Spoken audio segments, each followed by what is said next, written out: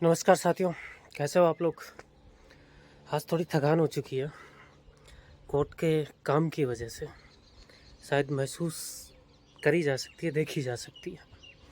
और आज के दिनचर्या में यानी आज के दिन एक सवाल अराइज हुआ हमारे मध्य कि एडवोकेसी ठीक है या फिर एक जज बनना, एक आरजेएस जो होता है राजस्थान में, राजस्थान जुडिशियल सर्विस, वो बनना। एक वकील अच्छे से ज़िंदगी को सरवाइव कर सकता है या फिर एक आरजेएस यानी जज साहब कर सकते हैं। इस विषय पर थोड़ा सा चर्चा चली आज हमारे। अब हम आज इसी चर्चा पे इस वीडियो में डिस्कस करने वाले हैं। देखिए, कोई भी व्यक्ति जो लॉ ग्रेजुएट हैं, जिसने एलएलबी कर ली, अब वह व्यक्ति एलएलबी करने के बाद संबंधित बार काउंसिल में अपना, जो भी राज्यों की बार काउंसिल है उसमें अपना इनरोलमेंट करवा लेता है। और इनरोलमेंट करवाने के बाद वह एज ए अधिवक्ता, एज ए एडवोकेट कोर्ट में प्रैक्टिस कर सकता है। ये तो हो गई एडवोकेट के रूप में काम करने के लिए। अब वो जब जाता है कोर्ट में, तो जैसे मान लो आज मैं अधिवक्ता बना, तो मुझे पहले दिन से ही कोई सैलरी, कोई तनख्वाह, कोई अलाउंसेस, कोई खर्चे वगैरह नहीं मिलेंगे, ये निश्चित रूप से है।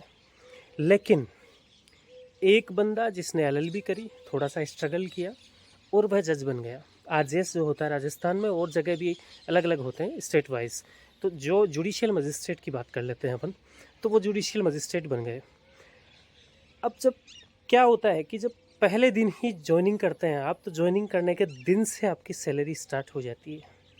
सबसे बड़ा फ़र्क आता है प्रैक्टिस और जुडिशरी में। अब एज ए एडवोकेट काम करते हैं तो पहले दिन से, स्टार्टिंग डे से आपको पैसा नहीं मिलने वाला है।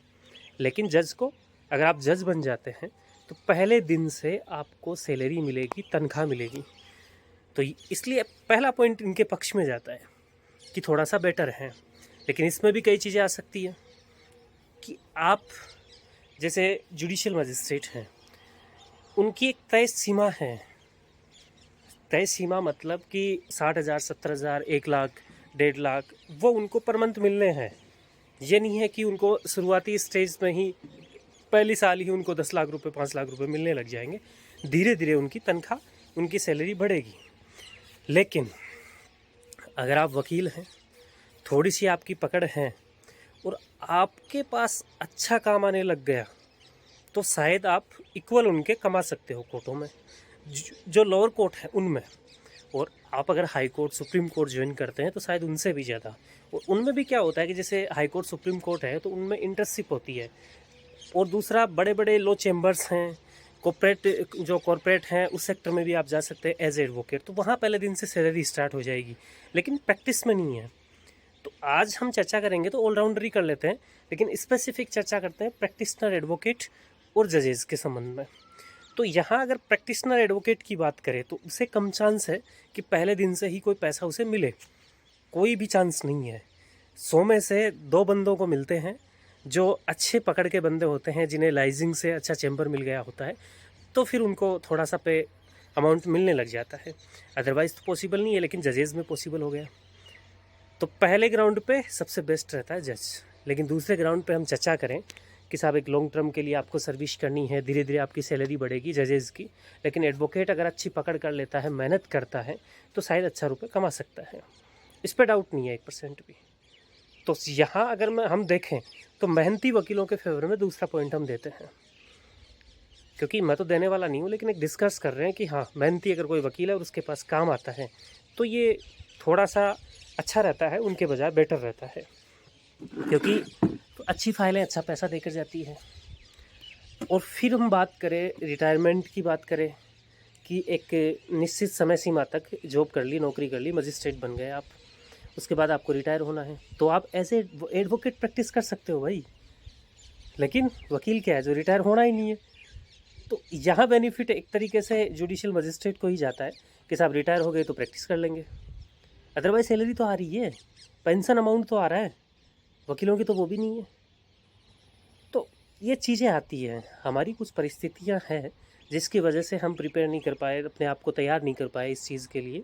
और कोशिश करी शुरू में, लेकिन ये सफल नहीं हो पाया इस चीज़ में, क्योंकि शायद मैंने तो लोग ग्रेजुएट होने के बाद में कोई एग्ज़ाम भी नहीं दी होगी, क्योंकि पॉसिबल नहीं होता कुछ चीज़ें, और कुछ जिम्मेदारियाँ इतनी होती है कि उनको हम छोड़ नहीं सकते, क्योंकि फिर ना वो होता है ना घर खा ना घाट खा, उस तरीके की कहानी हो जाती, इसलिए हमने नहीं दी। लेकिन अगर बात यहाँ करता हूँ कि एडवोकेसी और जजेज़ में आप किसे चुनना चाहें, जुडिशरी को चुनना चाहें, नहीं चुनना चाहें जज बनने के लिए, तो भाई साहब सबसे बेटर है जुडिशरी। पहले दिन से तनख्वाह मिलेगी, पावर मिलेगा, आपको क्या चाहिए वो चीज़ मिलेगी भाई। हाँ, सैलरी फिक्स है, इतना मानते हैं, लेकिन वो सैलरी कोई ये नहीं है कि कोई आपको छोटी मोटी सैलरी मिल रही है भाई। 60-70 हज़ार से स्टार्ट होता है भाई। अलाउंसेस वगैरह कई चीज़ें हैं। एसी वाला चैम्बर मिलता है आपको आजकल, वकीलों को टिन सेट मिलते हैं। अगर साधारण प्रैक्टिकल रूप से बात करें तो टिन सेट भी नसीब हो तो हो, अन्यथा फिर आप घूमते रहो, घुमंतु पंछी की तरह काम करोगे। आज एक जजेज है 10 से 5, अगर कोर्ट का टाइम है तो अपने यहाँ ड्यूटी करता, आराम से ड्यूटी करता है। आते हैं चैम्बर में, जाते हैं कोर्ट में, आते हैं चैम्बर, एसी वगैरह सब कुछ है। लेकिन एक वकील अगर 10 से 5 काम करता है तो 8 बजे उठेगा साहब काम के लिए। उठना अलग चीज़, 8 बजे काम के लिए प्रिपेयर हो जाएगा, चला जाएगा वो। और पता नहीं किस कोर्ट में आज जाना है उनको, कोई ज़रूरी नहीं है कि एक कोर्ट की फाइलें लें। अगर एक ही कोर्ट विशेष की, एक ही जगह विशेष की लेते हैं तो बड़ा शहर होना चाहिए। अगर बड़े शहर में प्रैक्टिस नहीं कर रहे हैं तो फिर आपको भटकना भी पड़ता है, इधर उधर जाना भी पड़ता है। और बड़े शहरों में भी भाई इतनी कोर्टें हैं कि आपको 10-10 मंजिल बिल्डिंगों के चक्कर लगाते लगाते परेशान हो जाते हैं, तब जाके पैसा मिलता है। इसलिए बेटर तो जुडिशरी ही है, अगर सही मायनों में मीडियम फैमिली की अपन बात करें। और बाकी अगर ज़्यादा ही प्रोफेशन में, ज़्यादा ही आप अमीर लोग हैं, कोई भी बंदा हो सकता है, तो अमीर है तो फिर उसके लिए तो ऑलरेडी, क्योंकि पहले से उसके पास पैसा है, या सेकंड जनरेशन लॉयर है, पिताजी वगैरह हैं, तो फिर उसके वैसे समस्या नहीं है। लेकिन जो फर्स्ट जनरेशन, जो पहली जनरेशन के लॉयर हैं, उनके सामने ये समस्या आती है। शुरुआती समय अगर मान लो जुडिशरी को दे दिया, सेलेक्ट हो गए तो सबसे बेस्ट है, नहीं हुए तो फिर आप आइए ना मैदान में। फिर आप उन लोगों से बेस्ट है जो कुछ नहीं है उनके पास, क्योंकि आप सीख के आए हो। मैं आया प्रैक्टिस में तो थोड़ा सा सीख के आया, इसलिए थोड़ा सा बेटर कर पा रहा हूँ। अन्यथा मैं अगर डायरेक्टली आता प्रैक्टिस के लिए तो थोड़ा सा बेटर नहीं कर पाता, और आज जहाँ हूँ उससे बहुत पीछे होता। तो तैयारी तो मैंने भी करी, पर परिस्थितियाँ कुछ ऐसी नहीं रही जिसकी वजह से मैं तैयारी को रेगुलर रख पाता। लेकिन सबकी हो सकती है, और अब पॉसिबल नहीं दिख रही है वो चीज़ें कि मैं उनकी तैयारी कर सकूं। लेकिन एक आज जो विषय आया हमारे बीच में, तो मैंने सोचा कि क्यों ना ब्लॉग के आधार पर जो मेरे साथी हैं, जो नए अधिवक्ता, जो नए एलएलबी करने वाले स्टूडेंट हैं, उनसे भी एक बार इस तरीके से बात करी जाए ब्लॉग के माध्यम से कि क्या हमें करना चाहिए। ऐसा नहीं है जैसे आप हाई कोर्ट, सुप्रीम कोर्ट में प्रैक्टिस करते हैं तो जाहिर है अगर आपकी अच्छी पकड़ है, अच्छी मेहनत करते हो तो पैसा तो आप छापोगे वहाँ पे, कोई बड़ी बात नहीं है। पैसा आता है इस प्रोफेशन में, लोग आते हैं तो पैसे के लिए आते हैं ना। और पावर की बात रही तो पावर भी मिलता है, ऐसी बात नहीं है, एडवोकेट का भी होता ही है। पावर किसका है? जो कानून को जानता है। ज़रूरी थोड़ी एडवोकेट ही हो, लेकिन जजशिप थोड़ा ठीक रहता है जब तक मीडियम परिवार के लिए।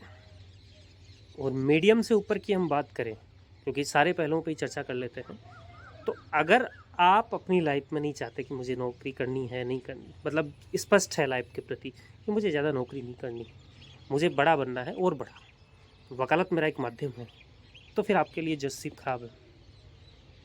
क्योंकि वो फिर आपको एक डिसिप्लिन में लाते लाते आपको एक अलग ही कर देगी, अलग थलग थोड़ा सा, और आप वो चीज़ जो करना चाहते हैं वो नहीं कर पाएंगे। तो उसमें सजेस्ट नहीं करूँगा मैं आपको। अगर कुछ बड़ा करना चाहते हैं, कुछ बड़ा बिजनेस भी आप साथ साथ करना चाहते हैं, तो फिर मैं आपको सजेस्ट नहीं करूँगा। लेकिन उसे वैसा बैकग्राउंड भी होना चाहिए। जिस बंदे का बैकग्राउंड नहीं है तो उसके लिए तो जज बहुत अच्छी चीज़ है। जज बन गए, आपकी पुश्तें कमाएगी भाई। आपके नाम से आपकी पुश्तें वकालत कर सकती है जज बनने के बाद, जो पीढ़ियाँ आती है ना वो। और एक बार कोई सरकारी लग जाता है ना नौकरी, भाई उसकी 4 पीढ़ियाँ बैठ के खाती है। ये कहावत नहीं है, ये वास्तव में प्रैक्टिस में है, चीज़ रियल है। और 100 वकीलों में से 5 वकील, 10 वकील सक्सेस होते हैं, सारे नहीं होते हैं। तो नए युवा साथी हैं, कोशिश यही करें कि सबसे पहले जुडिशरी या फिर कोई भी जेएलओ वेलो कुछ भी हो सकता है, जुडिशरी है, एपीओ है, जेएलओ है, और भी वैकेंसीज़ हैं, उनकी एक बार तैयारी करें। अच्छा वेतन है, बुरा नहीं है। कुछ परिस्थितियाँ ही हो तो एक अलग बात है।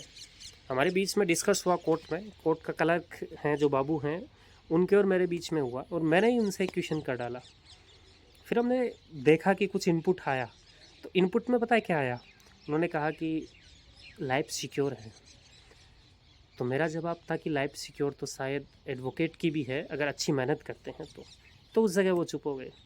तो फिर पता है लास्ट में एक निष्कर्ष क्या निकला कि अगर कोई बंदा अच्छा है, मेहनती है और डिसिप्लिन से चलने वाला है तो वो एज ए एडवोकेट भी अच्छा काम कर सकता है, जजेस से ज़्यादा कमा सकता है और ज़्यादा रेपुटेशन ले सकता है।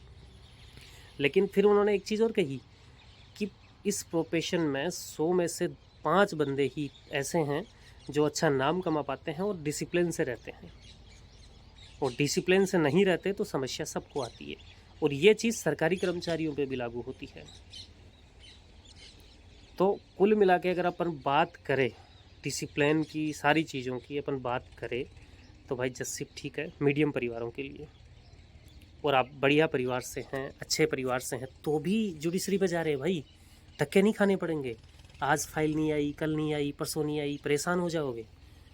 अदरवाइज़ सेकंड जनरेशन लोगों की बात नहीं कर रहा हूँ मैं, फर्स्ट जनरेशन के लिए दिक्कत है, फाइलें चाहिए भाई, पैसा चाहिए, कहाँ से आएगा? काम करोगे तब, काम कहाँ से आएगा? फाइलें आएगी ना तब ना। ज़रूरी थोड़ी है पैसा, आप कोर्ट में चले गए पहले दिन से आपके पास वो फाइल आ जाएगी। नहीं भाई, ऐसा कुछ नहीं है, इसमें कोई पैसा देने वाला नहीं होता है। प्रैक्टिस में देखा है मैंने, 1 रुपया नहीं देता है साहब कोई। बड़ी मेहनत से, शिद्दत से काम करते हैं, तब धीरे धीरे 3-4 साल में आपका बैकग्राउंड सेट होता है। कुछ लोग आपको जानने लगते हैं, कुछ लोग आपके काम की वजह से आपको जानने लगते हैं और धीरे धीरे आपको काम देते हैं। पर जस्सिप में ऐसा नहीं है, 3 साल 4 साल आपको घिसना है, एक कमरे में पढ़ना है या लाइब्रेरी में बैठ के पढ़ना है और उसके बाद आप जज बन जाओगे अगर मेहनत करोगे। आपको काम के लिए भीख नहीं मांगनी है, केवल किताबों के सामने झुकना है अगर पॉसिबल हो तो मेरे ख्याल से तो बेस्ट जस्सिप है। लेकिन अगर डिसिप्लिन से चलते हो तो एडवोकेसी भी आपके लिए कोई बुरी नहीं है, अच्छी है। और कई वकीलों ने साबित भी किया है ऐसा कि जस्सिप से कई गुना हम लोग कमा सकते हैं। और हाई कोर्ट सुप्रीम कोर्ट में प्रैक्टिस करते हो और अच्छी मेहनत पकड़ करते हो तो फिर आपके पास, आपके सामने लोअर जो कोर्टों के मजिस्ट्रेट है वो क्या लगते हैं, जब मेहनत है। अदरवाइज़ अलग बात है, मेहनत है तो फिर आपके सामने कुछ नहीं लगते। फिर मैं बेस्ट मानता हूँ एडवोकेसी को। कॉर्पोरेट में चले जाते हैं, जो व्यावसायिक सेक्टर है उनमें चले जाते हैं आप, वो भी आपके लिए बेस्ट है। अच्छा पैसा मिल रहा है, अच्छा पैकेज मिल रहा है, तो फिर क्या चाहिए आपको? आखिर लाइफ में कमाना तो पैसा ही है ना, और पैसे से सब कुछ होता है भाई। क्या नहीं होता बताइए? आज क्या काम करवाना है जो पैसे से नहीं होता? अगर आप लीगल रूप से चलते हैं, क्या दिक्कत है आपको? क्या कहाँ ज़रूरत है पावर की कि साहब मुझे 5 पुलिस वाले मेरे साथ चलेंगे? कौन से मजिस्ट्रेट के साथ चलते हैं भाई? एक एलसी मिलता है। तो उसमें दोनों उस तरीके से अपन टिप्पणी नहीं कर सकते। लेकिन कहीं ना कहीं मीडियम परिवार की अपन बात करें तो जुडिशरी सबसे बेस्ट ऑप्शन है एडवोकेसी के बजाय। इस बात को नोट कर लो। लेकिन ज़रूरी नहीं कि सबको ही मिले, लेकिन शुरुआत में स्ट्रगल कर लो, 2-3 साल 4 साल स्ट्रगल का टाइम होता है, उस समय तक कर लो, क्या पता मिल जाए। और नहीं मिले तो प्रैक्टिस तो करना ही है कि साहब मेरा खेत है, जब चाहे गाजर लगाऊं, उसमें गाजर खेती करूं, जो भी करूं मैं, वही होता है ना। तो बस एलएलबी कर ली तो आपका खेत है भाई, जब चाहे प्रैक्टिस कर लेना, कोई इशू नहीं है।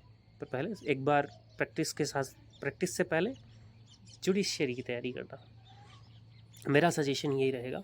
आप लोग कहोगे आपने क्यों नहीं करी, तो मैंने कारण बताया कि सबके लिए पॉसिबल नहीं होती कुछ ना चीज़ें। फिर आप कह दो कि साहब वीडियो भी तो बना रहे हो, उसके लिए भी टाइम मिल रहा है ना। मैं टाइम निकाल रहा हूँ। फिर आप कहोगे कि अब उसके लिए भी तो निकाल सकते हो, क्योंकि मैं थका हुआ हूँ, मैं वीडियो बना सकता हूँ, लेकिन मैं थका हुआ किताबें नहीं पढ़ सकता। 10-10 घंटे, 12-12 घंटे अगर मैंने प्रैक्टिस में काम किया है, उसके बाद में मेरे लिए पॉसिबल नहीं है कि मैं 8-10 घंटे दे पाऊँ। और अभी तो मुझे 2-3 घंटे और देने हैं, जो कल की कुछ फाइलें वगैरह है उनमें कुछ तैयार करने हैं डॉक्यूमेंट, तो मेरे लिए फिर पॉसिबल नहीं है। और रीज़न यही है। तो भाई कुल मिला के समझे होंगे कि बेस्ट क्या है। बेस्ट किस चीज़ के आधार पर है? वर्ग के आधार पर। अच्छा पैसा है, पिताजी लॉयर हैं, तो फिर आप भी समझते हो और मैं भी समझता हूँ। लेकिन मीडियम परिवार से हो, फर्स्ट जनरेशन लॉयर हो, प्रथम श्रेणी के अधिवक्ता हो, भाई जुडिशरी सबसे बेस्ट।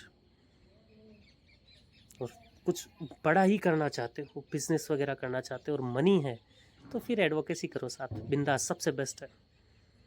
लेकिन सिस्टम से भाई। तो अभी छत पे बैठे बैठे व्लॉग बनाया, ये छत थोड़ी ब्लैक हो गई है ना, वो पानी के भराव की वजह से हो गई है। और इस पर क्या वो आता है, वो टाइल्स वगैरह लगाई नहीं है, इसलिए हो रखी है। तो मेरी तरह मौसम का आनंद भी लीजिए, और साथ साथ में कभी कभी गाइडेंस भरे वीडियो भी डालते रहें। अगर आप, ये नहीं है कि आप नहीं डाल सकते, अगर आपके पास किसी भी सेक्टर का नॉलेज है, दीजिए, आप लोगों तक पहुंचाइए, क्योंकि नॉलेज बांटने से बढ़ेगा, घटेगा नहीं। अभी के लिए इतना ही, बाय बाय।